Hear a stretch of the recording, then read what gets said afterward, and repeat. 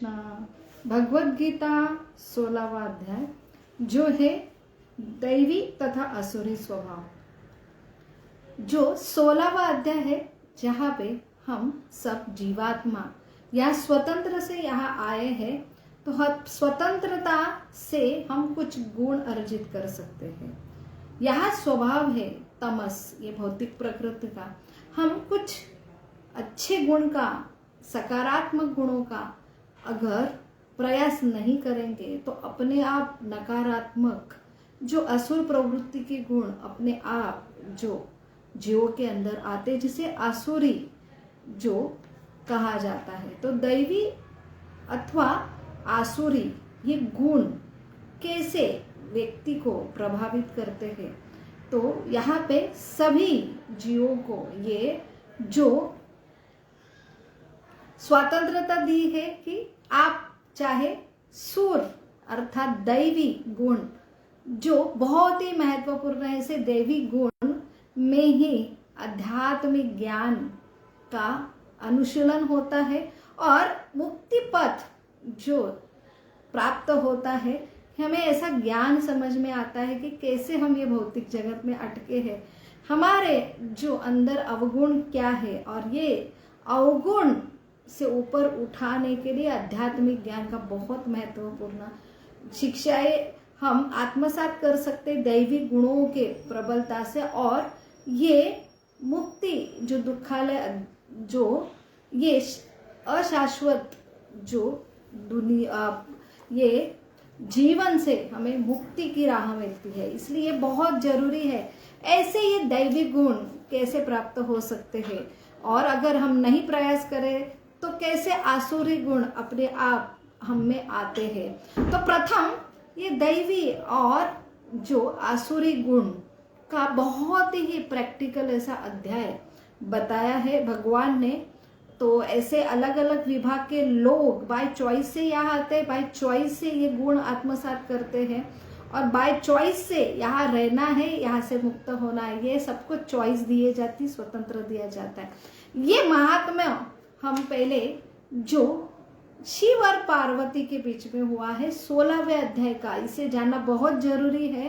तभी ये महात्म्य कितना, ये जो अध्याय 16वां ये कितना महत्वपूर्ण है ये हम जान सकेंगे। फिर हम 16वां अध्याय का एक एक श्लोक के ऊपर चर्चा जो प्रारंभ करेंगे।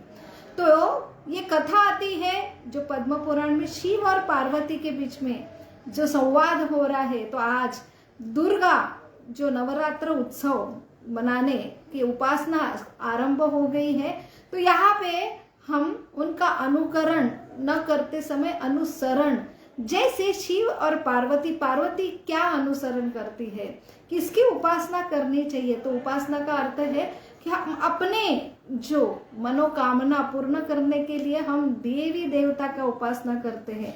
ऐसे हमें क्या चाहिए ये भी हमें पता नहीं है, हम इतने अशुद्ध है। तो ये उपासना की विधि है कि हमें कामना है और इसके लिए हम ये उपासना करते, कड़क उपासना करते, क्योंकि अंदर बहुत प्रबल कामना है। और दूसरा है कि ऐसे देव देवता स्वयं जो भगवान की भक्ति में है और जो उनके बीच में जो उनके जीवन में भगवान के कृष्ण विष्णु के बारे में चर्चा होती है, वो भक्ति में तल्लीन है। तो हमें उपासना भी करना चाहिए ऐसे देव देवता की, लेकिन अपने मनोकामना के पूर्ति के लिए नहीं, बल्कि जो देव देवता संलग्न हुए हैं भगवान की सेवा में, ऐसी सेवा प्राप्ति उनसे मांगने के लिए उपासना करनी चाहिए। तो पार्वती से शिव जी कहते हैं, हे पार्वती आप सुनो ये 16वां अध्याय जो भगवत गीता की उसकी महिमा सुनो। जो गुजरात में सौराष्ट्र अर्थात सूरत नाम का ये प्रदेश है, जहाँ पे एक राजा जो स्वर्ग के इंद्र के समान है और उसकी जो सारे गुण इंद्र के समान है, ऐसा जो राजा जहाँ पे उसका नाम है खड़ग बाहु ये राजा है, वो बहुत ही प्रचलित है। और ये राजा की ये विशेषता है कि उन्होंने ऐसा हाथी, वो भी उन्मत्त हाथी, उनके जो राज्य में रखे हैं उसमें से एक हाथी बहुत ही उन्मत्त है, मद में रहता है, और उसका जो नाम है आर्यमदन। अरिमर्दन ये हाथी है जो बहुत ही हमेशा मदमस्त रहता है। तो एक दिन ऐसा घटना हुई कि रात में जो लोह के जो जंजीर से जो उनको बांध के रखा है, ऐसे अरिमर्दन ये हाथी को वो एकदम मदमस्त हुआ। अपने मद से जो अपने लोह के जंजीर है वो तोड़ के वो बाहर निकला राज्य में, और बाहर जो राज्य में आके सब जगह उन्मत्त मचाने लगा। तो यहाँ पे जो पूरा उसका राज्य है, जहाँ पे उसके हाथीवान है जो कंट्रोल कर रहे हैं ऐसे उन्मत्त हाथी को, उससे भी ये हाथी जो कंट्रोल नहीं होता है। पूरे जो हाथीवान है अपने अपने जो लोह के जो हथियार है, जो भाले है, उससे उसके ऊपर प्रहार कर रहे हैं ऐसे हाथी के ऊपर। फिर भी ये हाथी जो है जो अपने मत से जो नहीं बाहर आ रहा है, सारा जो राज्य है, बहुत ही सारे राज्य के नागरिक बहुत ही इधर उधर भाग रहे हैं। ऐसा ये संदेश राजा को जो खड़गबाहु राजा है उसे प्राप्त होता है, और खड़गबाहु राजा स्वयं भी कुशल है ऐसे मद हाथी को कंट्रोल करने के लिए। अपने पुत्र के साथ वो चल पड़ा जो हाथी को कंट्रोल करने के लिए।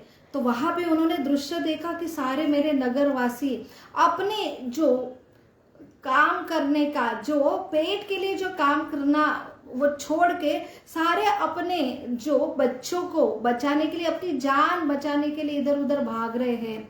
तो उसमें एक बहुत ही आश्चर्यकारी वहां पे घटना राजा ने देखी कि वही रास्ते में सब लोग, वो रास्ते में जहां हाथी, उन्मत्त हाथी जो अब सब परिस्थिति जो है अपने हाथ में लेके ऐसे असंख्य नागरिक को कुचल रहा था, वहां पे सारे लोग डर के मारे भाग रहे थे। वही रास्ते पे एक ब्राह्मण, उसने अभी अभी एक झील पे स्नान किया, और वो झील से स्नान करके वही उन्मत्त हाथी के पास से जाने के लिए वही रास्ते से चल पड़ा है। सारे जो हाथीवान है उन्होंने बहुत कोशिश की कि ब्राह्मण को रोका जाए, कि वहां पे जो उन्मत्त हाथी है उसने क्या हंगामा करके रखा है, अपनी जान की सुरक्षा के लिए आप वहां पे मत जाओ। लेकिन ये ब्राह्मण ने नहीं सुना। ये ब्राह्मण वही रास्ते पे चलता गया। आहो आश्चर्य, वो 16वां भगवत गीता का अध्याय जो मुख से पाठ कर रहा था, उसमें भी पहले 3 श्लोकों के जो शब्द उसके मुख से आ रहे थे, विशेषता ये अभयम सत्वम श्रुद्धिम, जो ये शब्द उसके मुख से निकल आ रहे थे। और ये जो ब्राह्मण हाथी के पास जैसा जाता है, उसके हाथ वो उसके कंठ पे लगाता है, और तुरंत वहां से वो हाथी शांत होता है, जमीन पे शांत वो पड़ा रहता है, और वहां से वो चुपचाप ब्राह्मण चला जाता। ये विस्मयकारी दृश्य सारे नागरिक देख रहे, जो राजा देख रहे हैं। तो राजा अपने सवारी से नीचे आया, और उसने ये ब्राह्मण के पास जाके बड़ी ही विनम्रता से उन्हें दंडवत प्रणाम किया, और ब्राह्मण से पूछा कि हे ब्राह्मण, ऐसे ये काल रूपी हाथी के पास आपके जाने की कैसी हिम्मत हुई, और आपने ऐसा क्या सिद्धि प्राप्त की है कि ऐसे उन्मत्त हाथी को आपने काबू में किया? तो ऐसा क्या है आपके पास? तो वो ऐसा ब्राह्मण को अपने जो महल में जाके जो उसका आदर तथ्य किया, उसको 1 लाख स्वर्ण मुद्रा जो उसको भेंट दी, और उससे ये 16वां भगवत गीता का अध्याय का उन्होंने शिक्षा प्राप्त की। और वो भी दिन रात इस 16वां अध्याय के जो श्लोक है पठन करता गया। तो यहाँ पे राजा ने भी एक दिन ऐसा प्रयास किया, ये उन्मत्त हाथी को छोड़कर ये उन्मत्त हाथी जो उधम मचाने लगा, तब स्वयं उसके पास उन्होंने ये 16वां अध्याय के जो श्लोक है वो पाठ करना जब प्रारंभ किया तो उन्मत्त हाथी तुरंत शांत हो गया।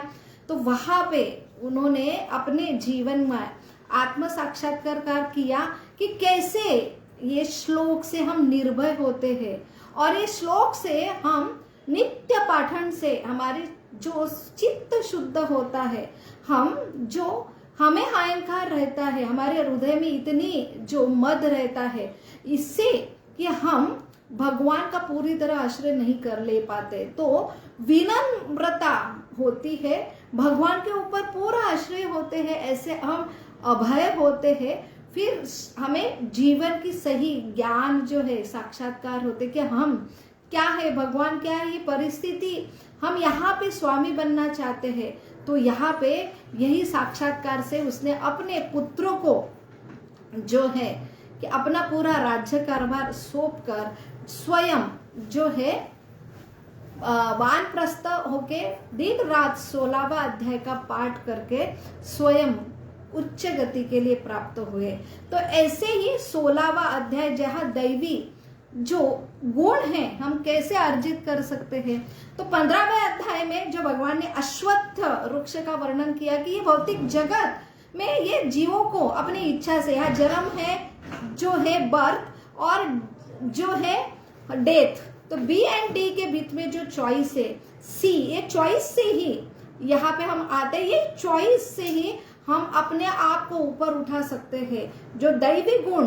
तो यहाँ पे जो अश्वत्थ जो वृक्ष है उसका जो निर्माण हुआ अपनी इच्छा से, भौतिक जो हमारी प्रकृति के ऊपर विजय प्राप्त करने की जो इच्छा है, और इतने सारे जो जड़ है वो प्रतीक है कि हमारी अनगणित ये काम करने की इच्छा, और ऐसे ये काम करने की इच्छा जो हर जन्म में बढ़ती जाती है, रूट्स जो बढ़ते जाते हैं, और इससे ये वृक्ष विशाल होता है। ये वृक्ष को काटना अपने प्रयास से असंभव है, सिर्फ विरक्ति से काटा जाता है। विरक्ति है अर्थात आध्यात्मिक ज्ञान। तो यहाँ पे आध्यात्मिक ज्ञान, जैसे दुर्गा माँ का जो महोत्सव चल रहा है, उसके प्रथम 3 दिन दुर्गा के जो नकारात्मक शक्ति के ऊपर विजय प्राप्त करना है। तो हम जो नकारात्मक जो सारे गुण हैं, जो आसुरी गुण हैं, उनके ऊपर अगर कंट्रोल करेंगे तो सकारात्मक गुण जो हमें प्राप्त होते हैं, और ये सकारात्मक गुणों के आधार पर हृदय शुद्ध होता है, तभी आध्यात्मिक ज्ञान जो है हमें प्राप्त होता है। तो वही ये दैविक गुण जो 26 गुण यहाँ पे प्रथम 3 श्लोक में बताए कि ये दैविक गुण से कैसे आध्यात्मिक ज्ञान प्राप्त करना बहुत ही सरल होता है, और आध्यात्मिक ज्ञान से हम गुरु के कृपा से, शुद्धता से कैसे अपने आप को मुक्त कर सकते हैं। तो यहाँ पे जो 26 गुण है, सबसे पहला जो है निर्भय।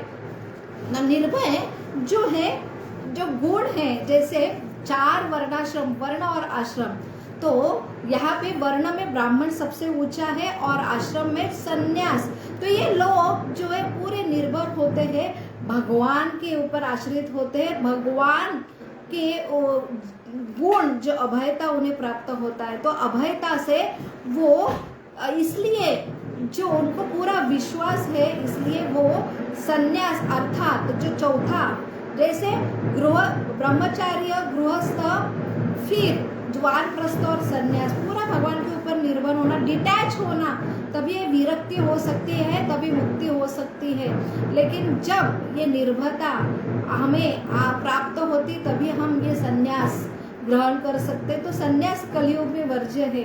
तो हम इतने शुद्ध नहीं है कि हम पूरा, हमारा हृदय शुद्ध होता है तभी हमें ये निर्भयता आती है। तो ब्राह्मण और वैष्णव बनना जो है कृष्ण भावनामृत में ऐसे भक्ति योग से बहुत ही आसान है।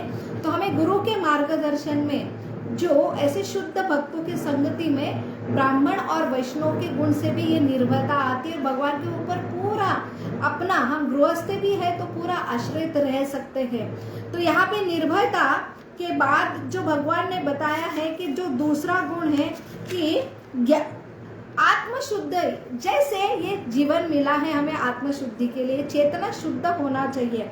तो चेतना शुद्ध के लिए हमें अलग अलग आयाम करना चाहिए। जैसे है कि दान देना चाहिए, दान वो भी सात्विक दान, हमें जो विशिष्ट परिस्थिति व्यक्ति को ही देना चाहिए। क्यों? क्योंकि हम अटैच होते हैं, मेरा है, और इससे ही हमारे जो जड़ है यहाँ पे रहने के बहुत मजबूत होते हैं। हमको लगता है ये सारा स्वामी मैं हूँ, इसलिए वो दान करने की प्रवृत्ति अगर होती भी है तो दान नहीं होता है, क्योंकि हम बहुत अटैच रहते हैं, मेरा है, मैं नहीं देना चाहता। और दान भी करते हैं तो ये मैं भगवान हूँ, मैं इसका जो आश्रय हूँ, वो रूप में हम दान देते, तो दोनों भी गलत है। तो हमने जो सात्विक, जो शास्त्र में लिखा हुआ है, जो सिर्फ और सिर्फ जो भगवान के प्रचार के लिए वो दान देते हैं, विशिष्ट परिस्थिति में ऐसे एक ब्राह्मण सन्यासी जो निस्वार्थ प्रचार करते हैं, उनके लिए ही दान करते हैं, तो हमारा चेतना शुद्ध होते है। ऐसे यज्ञ, जो यज्ञ कलयुग में सिर्फ हरे कृष्ण कृष्ण कृष्ण हरे हरे, हरे राम राम राम हरे हरे, ये नित्य रूप से हम अगर भगवान का नाम ले तो हमारी चेतना शुद्ध होती, हमें समझ में आते जीवेर स्वरूप नित्य कृष्ण दास, हम जो है स्वामी नहीं है। तो हमारा चेतना जो हम मद होते हैं, तो यहाँ पे 6 अनर्थ, काम क्रोध लोभ मद मत्सर, इससे हम मुक्त होते हैं। नित्य रूप से यज्ञ करने से चेतना जो है शुद्ध होती है, तब हमें ये ज्ञान होता है, हम सतर्क होते हैं, हमारी रियल स्वरूप सिद्धि क्या है, और उसके लिए हम और साधना अच्छे से कर पाते, बहुत गंभीर होते हैं।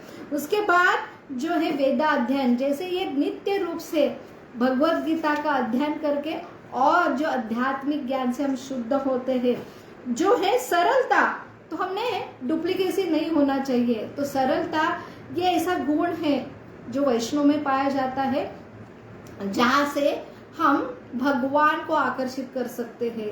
और यही ये सरलता से ही हम करुणा हम सबके प्रति दिखा सकते। करुणा ये बहुत बड़ा एक विशेष गुण है। अहिंसा का अर्थ है सिर्फ हम शाकाहारी होते हैं, लेकिन उसके साथ भी दूसरों को कष्ट हमने नहीं देना चाहिए। ये है कि हमें किसी तरह से दूसरों को जो है कष्ट नहीं पहुंचाना, ये अहिंसा है। तो यहाँ पे अहिंसा ये आज कलयुग में बहुत ही कि जीवा के टेस्ट के लिए हम पशु को आत्मा ही नहीं है, तो पशु को ये हम जो दया नष्ट होती है, इससे हमारा आध्यात्मिक ज्ञान हम नहीं प्राप्त कर सकते। ये जो सारी मल होता है दूसरे की अहिंसा, जब हम उस वहाँ पे हमने जीवों को तैयारी नहीं किया है, तो हमें कुछ अधिकारी नहीं उनको मारना, उनको मार के अपनी जीवा को खाना, ये सबसे बड़ा ये अशुद्धि का लक्षण है जो कलयुग में पाया जाता है। इसलिए आध्यात्मिक ज्ञान जो प्राप्त करना, उसके लिए रुचि निर्माण करना, ये दिन विदिन जो है असंभव होता है कलयुग में। इसलिए बहुत जरूरी है अहिंसा, सत्यता, क्रोध विहीनता। हम क्रोध के ऊपर कंट्रोल करते हैं जब हम ये से नित्य रूप से यज्ञ दान तप करते हैं। और त्याग की भावना बहुत जरूरी है कि जब हमें ये ज्ञान से विज्ञान से, तो सिर्फ ज्ञान से विज्ञान से भी हमें समझना आना चाहिए कि हम स्वामी नहीं हैं, तब हमारे अंदर त्याग की भावना होती है, और त्याग से ही जो है हम इसमें डिटैच होने में सफल होते हैं। तो यहाँ पे त्याग, शांति जो है, समस्त जीवों के ऊपर करुणा, लोभ विहीनता, भद्रता, लज्जा, संकल्प, तेज, क्षमा, धैर्य, पवित्रता, ईर्ष्या के समान अभिलाषा की मुक्ति। तो यहाँ पे सब में सबसे बड़ा जो गुण है कि जैसे हम दूसरों को दोष देते हैं, तो हमेशा दोष निकालने की प्रवृत्ति जो हमारे अंदर है, तो ये जो है ये दुर्गुण है। और जब जिससे हम ये कभी भी ये जो भौतिक आसक्ति से बाहर नहीं आ सकते, ये जो मैल है कि हम हमेशा दूसरों की दोष देखते हैं, दूसरों की निंदा करते हैं, तो इससे हमें आध्यात्मिक ज्ञान कभी प्राप्त नहीं होगा। तो ये अचापलम का अर्थ है कि हमेशा हम कुछ प्राप्त होता है तो बहुत ही आनंदित होते, गर्व होते, कुछ खो जाता है तो हम उदास होते हैं, क्योंकि हम स्वामी बनने की हमारे अंदर की वृत्ति है। तो इसलिए अच्छा पल कि ना आनंदित होना, गर्वित होना, ना उसके लिए उदास होना, क्योंकि ये मेरा है ही नहीं, सब भगवान का है, ये ज्ञान प्राप्ति से ही होता है। तो ऐसे ये सारे जो गुण 26 गुण ये प्रथम 3 श्लोकों में ही भगवान ने बताया है, ये बहुत ही जरूरी है। इससे दैवी प्रकृति कहा जाता है। तो जो ब्रह्मा जी सतलोक, महरलोक, तपलोक, तो इसकी प्राप्ति होती है। जो जीव, जैसे एक जेल है, जेल में जो है 3 प्रकार के लोग हैं, साधारण कैदी है और एक कैदी उच्च गुण जो वो हासिल करता है तो वो जेल के अधिकारी बन जाते हैं। तो ये अधिकारी अर्थात ये देव देवता, तो ये देव देवता के गुण अगर अर्जित करते हैं तो हम जेल के अधिकारी बन सकते हैं, लेकिन उसके साथ हमें आध्यात्मिक ज्ञान हो कि ये जेल है और उससे बाहर निकलने की मुक्ति का पथ बहुत ही आसान होता है। और कोई कैदी जो है रजोगुण और तमस, तो सत्व गुण के ही लोग दैवी जो गुण आत्मसात करके ऐसे दैवी गुण प्राप्त करते, जो है हम देव बन सकते हैं। हमारे अंदर ये कैपेसिटी है, अगर हमने ये गुण प्राप्त किया तो उससे मुक्ति का रास्ता बहुत आसान होता है। और जो रजोगुण विकसित करते, यही पृथ्वी पे वो जो है स्वामी बनने का प्रयास करते हैं और जन्म जन्म में यही अटकते हैं ऐसे कैदी। और जो तमस गुण आत्मसात करते वो और अधम योनि में जाते, पशु योनि में, और उनकी जेल से मुक्ति तो छोड़ो, लेकिन और बहुत ही ऐसे गंभीर गहन जेल में उनकी एंट्री होती है। यह भगवान यही समझा रहे हैं। तो बहुत ही सुंदर प्रैक्टिकल कि कैसे हम दैवी गुण हासिल करके, दैवी हमारे अंदर क्षमता है कि हम ऐसे बन सकते हैं। अगर नहीं प्रयास करें तो अपने आप जो आसुरी गुण अपने आप विकसित होते हैं, और जिससे हम आध्यात्मिक ज्ञान में जो है अंधे होते हैं। तो यही आध्यात्मिक ज्ञान सर्वश्रेष्ठ ज्ञान है मुक्ति के लिए, और उसके लिए ये सारे दैवी गुण अर्जित करना बहुत ही जो है जरूरी है। हरे कृष्णा कृष्ण कृष्ण हरे हरे, हरे राम राम राम हरे हरे। बहुत बहुत धन्यवाद। हरे कृष्णा।